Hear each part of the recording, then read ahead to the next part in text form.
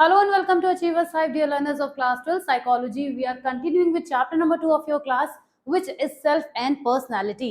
Last video में हमने self के बारे में बात की थी. पूरा वीडियो जो था वो सेल्फ पर बेस्ड था and I am really hoping and I am sure कि आप सेल्फ के बारे में काफी कुछ अच्छे से अंडरस्टैंड कर चुके होंगे. आप ये जान चुके होंगे कि आपके अंदर वो कौन कौन सी क्वालिटीज हैं जिन्हें आप खुद असेस कर सकते हैं.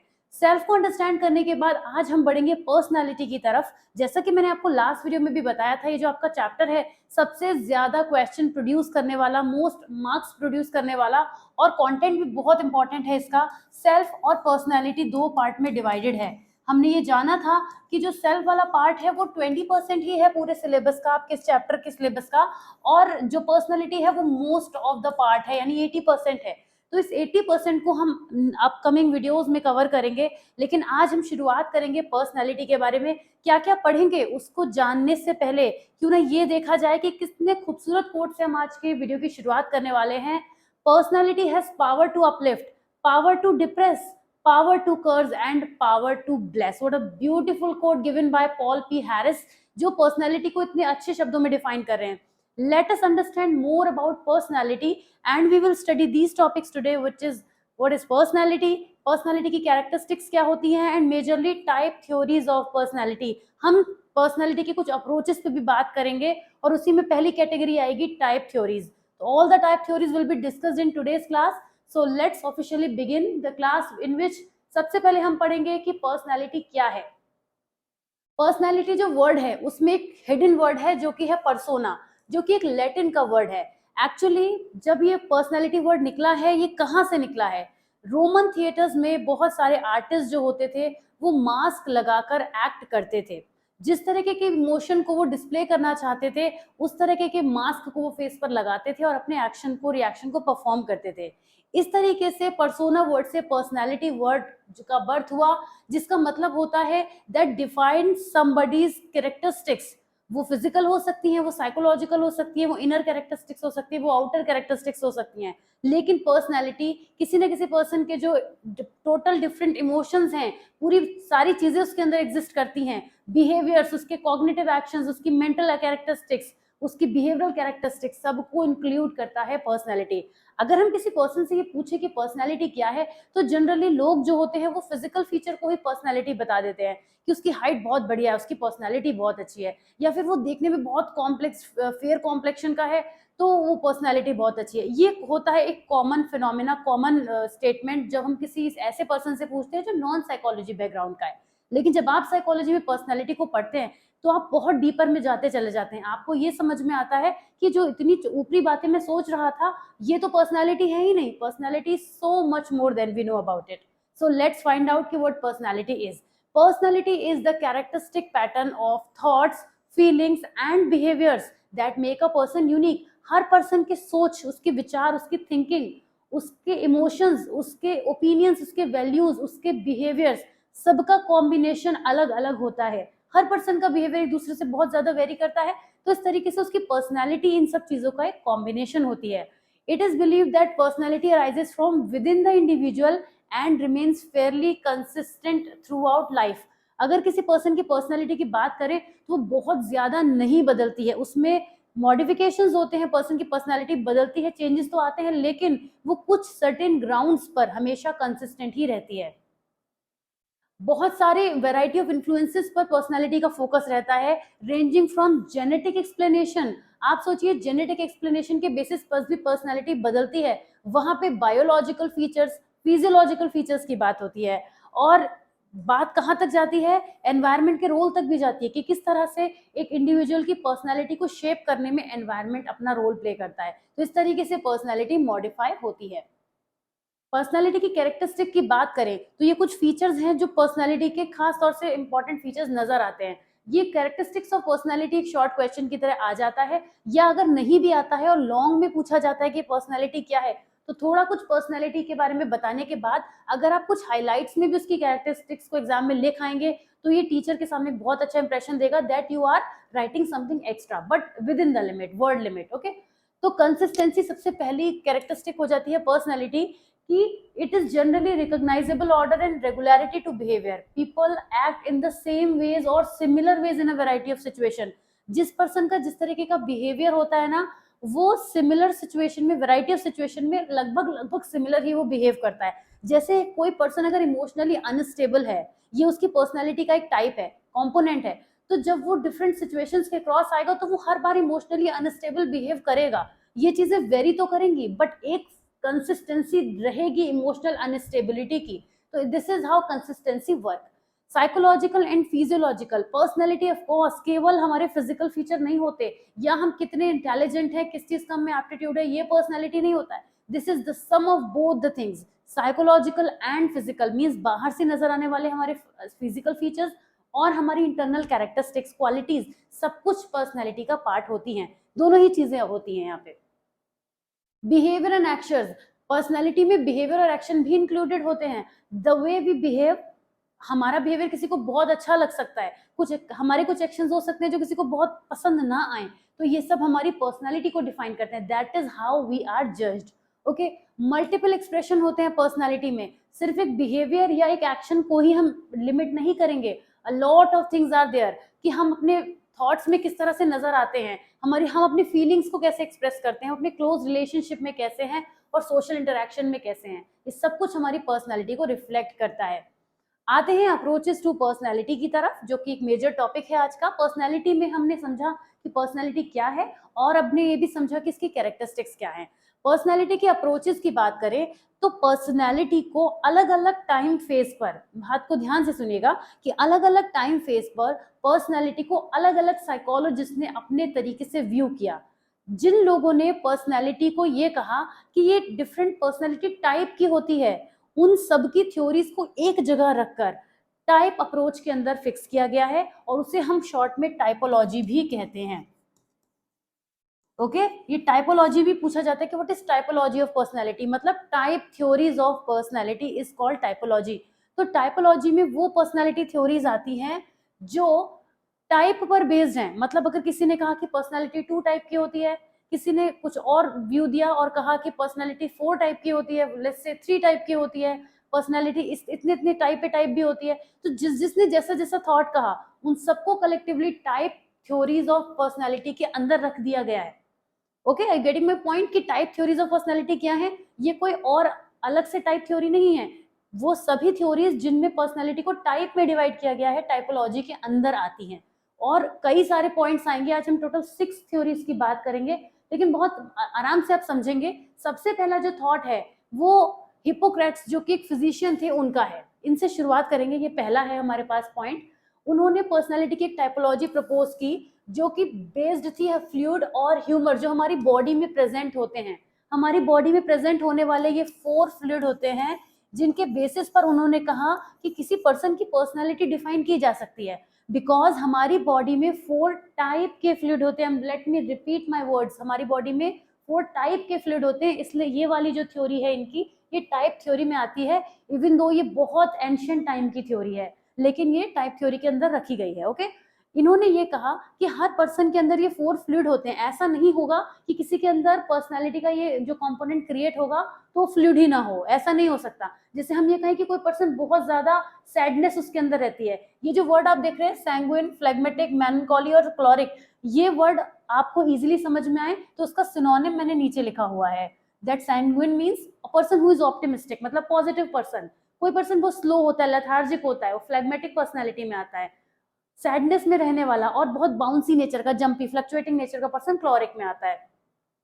ऐसे जिनके अंदर ये जो फ्लूइड होते हैं, जो भी फ्लूइड डोमिनेटिंग अमाउंट में होता है, होंगे तो सभी, और सबका रेशियो भी अलग अलग होगा। तो जिसकी बॉडी में भी जो फ्लूइड डोमिनेटिंग अमाउंट का होगा, उसकी पर्सनैलिटी में वो वाली कैरेक्टरिस्टिक डोमिनेटिंग अमाउंट में होगी। बड़ा सिंपल है, वो टेम्परामेंट हमें उसका देखने को मिलेगा। ये पर्सनैलिटी का नेम है, ये मैंने आपको लर्न हो जाए इजीली। आप बाद में ये ना सोचे जाके गूगल पे सर्च करें कि सैंग्विन का मीनिंग क्या होता है, इसलिए मैंने इसके यहाँ पे सिनोनिम लिखे हैं। एक्चुअल में आपको यही वर्ड समझने हैं, और उससे जो टेम्परामेंट क्रिएट होगा। A person who is optimistic would definitely be a cheerful and active. कोई पर्सन जो बहुत सैडनेस में रहता है, मेलनकॉली काइंड ऑफ पर्सनैलिटी है, वो बहुत सैड एंड ब्रूडिंग रहेगा। तो टेम्परामेंट समझना is very easy. Once you understand the meaning of this, you would be able to define the temperament in your own words as well. So this theory was given by Hippocrates, 15th century में दी गई थी। Greek physician वो थे, और उन्होंने ये कहा था कि हमारी बॉडी में डिफरेंट फ्लूइड्स होते हैं, जो भी फ्लूइड डोमिनेटिंग अमाउंट में रहता है उस टाइप की पर्सनैलिटी हमारी बनती है। लेकिन क्योंकि हमारी बॉडी में सभी टाइप के फ्लूइड होते हैं, इसीलिए हम इन सब का एक कॉम्बिनेशन होते हैं, मगर कोई एक कैरेक्टरिस्टिक जो होगी वो ऑफकोर्स ज्यादा ही होगी। ओके, इस जो भी ज्यादा होती है उसी टाइप की पर्सनैलिटी हमारी दिखती है। तो आप ये सोचिए, आप हमेशा ऑप्टिमिस्टिक तो नहीं हो सकते, कभी कभी आप सैड भी हो जाते होंगे, कभी कभी आप थोड़ा सा जंपी नेचर, एक्साइटेड भी हो जाते होंगे, लेकिन वो कौन सा कैरेक्टरिस्टिक है जो ज्यादा अमाउंट में आप में रहता है, वही आपकी पर्सनैलिटी का टाइप हो जाता है। So that is how this theory was given. The dominance of any one fluid led to the particular personality temperament, इस तरीके से। ओके, अब आते हैं दूसरी जिसको हम यहाँ पे त्रिदोष वाली एक है और त्रिगुणाज वाली थर्ड है। एक एक करके बताऊंगी, एक हमने कंप्लीट कर लिया है। त्रिदोष वाली बड़ी ही इजी है। इन्होंने कहा कि हर पर्सन के अंदर वात, पित्त और कफ, 3 तरह के दोष होते हैं। ओके, और ये सब में होते हैं। ये बात कही गई थी चरक संहिता में। ये भी एक ओल्ड एंशिएंट थ्योरी है जो टाइपोलॉजी में डाली गई है। चरक संहिता में कहा गया है कि जो ह्यूमन का बेसिक 3 ह्यूमरस एलिमेंट होते हैं वो यही होते हैं, वात, पित्त और कफ, और ये इसी से बने हैं। ये जो आप देख रहे हैं ना फ्लूइड, ये हमने ग्रीक उसमें पढ़ा है और ये हम इंडियन कॉन्टेक्स्ट में पढ़ रहे हैं। बात एक ही जैसी है पर अलग अलग लोगों ने कही है, अलग अलग तरीके से दी गई है। तो इन्होंने कहा कि ये जो 3 हमारे अंदर ह्यूमरल एलिमेंट होते हैं, ये हमारे अंदर एक टेम्परामेंट बनाते हैं। Each refers to a type of temperament, जिसको हमारी प्रकृति, बेसिक नेचर कहते हैं किसी भी पर्सन का। दोष क्यों कहा गया है? क्योंकि इनसे जो बनने वाली कैरेक्टरिस्टिक होती है वो जिस फॉर्म में नजर आती है वो एक दोष होता है। तो दैट इज वाई चरक संहिता में ये कहा गया है कि 3 दोष, 3 वात, पित्त और कफ दोष के नाम है, ये दिए गए हैं, ऐसा दिया गया है उस चरक संहिता में। तो वात, पित्त और कफ का जो कॉम्बिनेशन है लोगों में अलग अलग तरीके से होगा, और जो डोमिनेट करेगा बिल्कुल उसी के तरीके से उसी पर्सन पर पर्सन हाई हो जाएगा। ऑलराइट, आते हैं त्रिगुणास की तरफ। इसके अलावा एक और टाइपोलॉजी है जो त्रिगुणास की बात करती है। जैसे त्रिदोष है उसी तरीके से त्रिगुणास भी हैं। जब इन्हें दोष कहा गया है तो किसी को गुण भी कहा गया है। सत्व, सत्व मतलब सात्विक, सात्विक वर्ड तो बहुत सुना होगा आपने। सात्विक मतलब सिंप्लिसिटी। जो सत्व वर्ड है वो सिंप्लिसिटी से बना है। जो राजस है मीन्स राजा, मेटेरियलिस्टिक नेचर का बना है। और तीसरा है तमस। तमस का मतलब होता है, संस्कृत का वर्ड है, तमस का मतलब होता है अंधेरा। अगर आपने संस्कृत में कभी सुना हो तो तमस का मतलब अंधेरा होता है। अंधेरा मतलब डार्कनेस वाला, नेगेटिव काइंड ऑफ पर्सन। तो इस तरीके से 3 गुण होते हैं लोगों के। अब आप सोचेंगे कि नेगेटिव होना गुण कैसे हो सकता है? Again this is being said in this Trigunas theory, so that is why we are following here. We cannot manipulate or change something. Okay, तो त्रिगुणाज में कहा गया है कि सत्व का जो गुण होता है वो क्लीनलीनेस मतलब सात्विक, सिंप्लिसिटी से रिलेटेड, ट्रूथफुलनेस, ड्यूटीफुलनेस, डिटैचमेंट, डिसिप्लिन, ये सारे सात्विक गुण लोगों में देखने को मिलते हैं। राजस में क्या होगा? ग्रेटिफिकेशन की डिजायर होगी, डिससेटिस्फैक्शन रहेगा। अब राजस है इसका मतलब ये नहीं, राजा जो होता है वो हमेशा और ज्यादा चाहता है, वो चाहता है ये भी राज्य मेरा हो जाए, ये राज्य भी मेरा हो जाए। तो उसी तरीके से राजस के गुण होते हैं। मेटेरियलिस्टिक मेंटालिटी वाला होगा। आप ये मत सोचिए कि सत्व है पॉजिटिव है, राजस is a mixture of both. यहाँ पॉजिटिव चीजें भी हैं लेकिन नेगेटिव साउंड करने वाली चीजें भी हैं। ठीक है, दूसरों के प्रति दुश्मनी रखना, राजा क्या चाहता है? राजा के दुश्मन बहुत होते हैं। उसी तरीके से राजस यानी somebody who is holding a power, इस तरह की पर्सनालिटी त्रिगुणाज की दूसरी कैटेगरी है। और जब हम तमस की बात करते हैं, arrogance, anger, depression, laziness, helplessness की फीलिंग, वो सारे इश्यूज जो हम किसी पर्सन में देखते हैं वो थर्ड कैटेगरी में आते हैं। हर पर्सन में ये तीनों गुण प्रेजेंट होते हैं। आप थोड़े से मेटेरियलिस्टिक भी होंगे, बहुत अच्छा अर्न करना चाहते हैं, लाइफ में रिच होना चाहते हैं, आप सिंप्लिसिटी भी चाहते होंगे, और कभी कभी आपको बहुत ज्यादा गुस्सा भी आता होगा। तो ये तीनों ही कैरेक्टरिस्टिक मिलके आपको एक पर्सन बनाते हैं। लेकिन जिस भी कैरेक्टरिस्टिक आप में डोमिनेंस होगा वो वाला गुण आप में ज्यादा होगा। बिल्कुल तीनों थ्योरी सिंपल हैं और एक तीसरे से बड़ी सिंपली रिलेट करती हैं। 3 थ्योरी हमने कवर कर ली। सबसे पहले हमने हिप्पोक्रेट्स की थ्योरी कवर करी, फिर हमने त्रिदोष करा और अब त्रिगुणास करा। अब हम आते हैं फोर्थ पे। Fourth is William Sheldon type theory. ये तो बहुत ही इंटरेस्टिंग है। विलियम शेल्डन की थ्योरी, ये पहले ऐसे थ्योरिस्ट थे। 1942 में ये थ्योरी आई है। ये भी एक अलग टाइम फ्रेम में आई है लेकिन टाइपोलॉजी में इसलिए डाली गई है क्योंकि इन्होंने ये कहा जैसी हमारी बॉडी की शेप होती है उसके हिसाब से हमारी पर्सनैलिटी होती है। इनका कॉन्सेप्ट एक तो यूनिक बहुत था, इंटरेस्टिंग भी बहुत था। सबसे पहली बात, विलियम शेल्डन एक अमेरिकन फिजिशियन थे जिन्होंने हमारी फिजिक को हमारी कैटेगरी बनाया, फिजिक से टेम्परामेंट बनाए, ये थ्योरी इन्होंने दी। After doing a lot of research 3 category इन्होंने बताई, एंडोमॉर्फिक, मेसोमॉर्फिक एंड एक्टोमॉर्फिक। तीन कैटेगरी बताई किसी भी पर्सन की पर्सनालिटी की। एंडोमॉर्फ्स कौन होते हैं? जो फैट, सॉफ्ट, गोल गोल होते हैं ना, गुलू गुलू टाइप के, वो दे आर एंडोमॉर्फ्स। और इनका टेम्परामेंट से ये लोग रिलैक्स होते हैं और सोशिएबल होते हैं, ऐसा इन्होंने कहा। This may not be applicable. हो सकता है आप अपने आस पड़ोस में किसी ऐसे पर्सन को जानते हो जो बहुत सॉफ्ट हो, राउंड हो, फैट हो, लेकिन ये कैरेक्टरिस्टिक ना होती हो, but this is a theory given by Sheldon, so we have to follow what he has said. Okay, so this was given by him. Mesomorphs जो होते हैं उनका स्ट्रॉन्ग मस्कुलेटर होता है, रेक्टेंगल टाइप की बॉडी होती है, स्ट्रॉन्ग बॉडी बिल्ट होती है, एनर्जेटिक होते हैं और करेजियस होते हैं। So this you have to remember again. Ectomorphs कौन से होते हैं? वो थिन, फ्रेगाइल, एकदम पतले, जो बीच में से टूट के गिर जाएं, इस टाइप के जो होते हैं, उनकी बॉडी बिल्ट होती है और वो बहुत ब्रेनी होते हैं, आर्टिस्टिक होते हैं और इंट्रोवर्ट होते हैं। This is what Sheldon has said. ये टाइपोलॉजी फिजिक और हमारे टेम्परामेंट, हमारे पर्सनैलिटी ट्रेट्स जो होते हैं, उनके बीच रिलेशनशिप स्टैब्लिश करती है। तो ये बहुत ही डिफरेंट पर्सनैलिटी थ्योरी है जो कि विलियम शेल्डन ने दी थी, and this is one of the typology. आते हैं कार्ल जंग की थ्योरी पर, जो इंट्रोवर्ट एक्सट्रोवर्ट, जो कि आप अपने बारे में कहते हैं इधर यार इंट्रोवर्ट और एक्सट्रोवर्ट, लेकिन बीच की कैटेगरी भी होती हैं। लेकिन शुरुआत में उन्होंने दो ही कैटेगरी बताई थी, इंट्रोवर्ट और एक्सट्रोवर्ट। इन्होंने अपनी थ्योरी में ये कहा कि लोग जिस तरीके से रहना पसंद करते हैं, जिस तरीके का लाइफ स्टाइल प्रेफर करते हैं, जो उनकी प्रेफरेंस होती है based on the social context, लोगों के सोशल लेवल पर किस तरह से बिहेव करते हैं, उसके बेसिस पर इंट्रोवर्ट और एक्सट्रोवर्ट दो टाइप के लोग होते हैं। जो लोग अकेले रहना पसंद करते हैं, दूसरों को अवॉइड करते हैं, सोशल विड्रॉन रखते हैं, इमोशनल कॉन्फ्लिक्ट ज्यादा फील करते हैं, शाय होते हैं नेचर में, वो इंट्रोवर्ट होते हैं। आजकल तो इंट्रोवर्ट होना एक ट्रेंड हो गया है, everybody want to show themselves like they are introvert, so that's something interesting these days. लेकिन पहले एक्सट्रोवर्ट होना बड़ा अच्छा माना जाता था, अरे वो एक्सट्रोवर्ट है, बहुत तारीफें होती थी।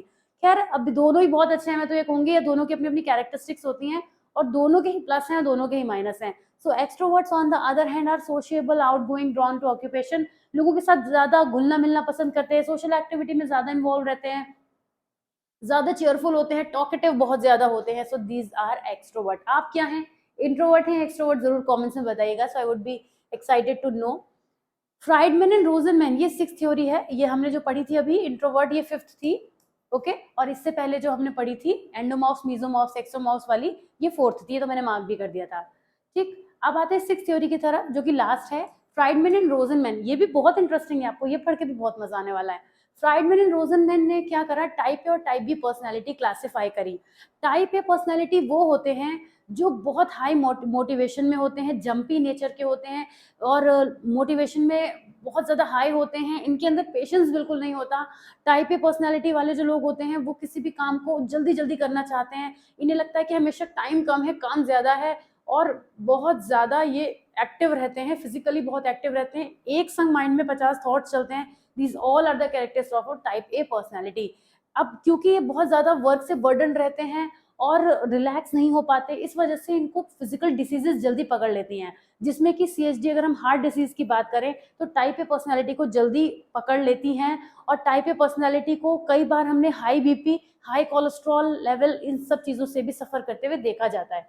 अब जो टाइप बी पर्सनैलिटी होती है, फ्राइडमैन एंड रोजनमैन ने पहले दो ही कैटेगरी दी थी, टाइप ए पर्सनैलिटी और टाइप बी पर्सनैलिटी। बाद में इसको फर्दर मॉरिस ने कैटेगरी को और आगे बढ़ाया, लेकिन type B personality type A का जस्ट ऑपोजिट होती है। They are very cool, calm, compose, they will take time to do something, they are not at all in hurry, they would love to explore and they would always look for alternative options, और जल्दबाजी नहीं करते। तो ये relax type के होते हैं, relax pro max type होते हैं, इसलिए टाइप बी पर्सनैलिटी वाले जो होते हैं वो टाइप ए के ट्रेट्स इनमें एब्सेंट होते हैं। ओके, इस टाइपोलॉजी को और आगे बढ़ाया मॉरिस ने, जिन्होंने C और D कैटेगरी भी बताई। टाइप सी पर्सनैलिटी वो पर्सनैलिटी है जिसमें जो कोऑपरेटिव, अनअसर्टिव और पेशेंट होते हैं, ये नेगेटिव इमोशंस को सप्रेस कर लेते हैं, एंगर को दबा लेते हैं और अपनी अथॉरिटी को कॉम्प्लेंस करते हैं। मीन्स जो इन्हें कहा जाता है ये वैसा ही करते हैं और अपनी इमोशंस को डीप अंदर, अपने अंदर हाइड कर लेते हैं। ठीक है, और जल्दी they are prone to cancer, ऐसी पर्सनैलिटी होती है ये। फिर टाइप डी पर्सनैलिटी वो आती है जो एक्सट्रीम लेवल का डिप्रेशन वाले होते हैं, जैसे आपने कबीर सिंह मूवी में देखा था ना, तो वो पर्सन जो इतना एक्सट्रीम लेवल की नेगेटिविटी को दिखाता है वहां पे, तो that is the type D personality. Okay, this is the best example I could give. तो टाइप डी पर्सनैलिटी डिप्रेशन को जल्दी पकड़ लेते हैं, मतलब डिप्रेशन इन्हें जल्दी पकड़ लेता है, I would say, because of their characteristic. तो क्विकली अगर हम क्लास को समराइज करें तो ये जो हमने टाइपोलॉजी पढ़ी है वो फ्लूइड एंड ह्यूमर पर बेस्ड थी। ये 4 कैटेगरीज थी। उसके बाद त्रिदोष में ये 3 दोष हमने पढ़े, त्रिगुणाज में ये 3 गुण हमने पढ़े, शेल्डन की थ्योरी में ये 3 टाइप हमने पढ़े, कार्ल यूंग की थ्योरी में हमने इंट्रोवर्ट एक्सट्रोवर्ट पढ़ा, और फ्राइडेनमैन एंड रोजनमैन की थ्योरी में मॉरिस ने इसको डिफाइन किया था। ये 4 कैटेगरी पढ़ी। सो this was it for the class. I hope ये टाइपोलॉजी आपको समझ आई होगी, ये वीडियो भी आपको पसंद आया होगा। If you have found it useful then please press the like button, and I will see you soon in the next part of this chapter, and keep studying well, and I will see you soon. Take care. Bye bye.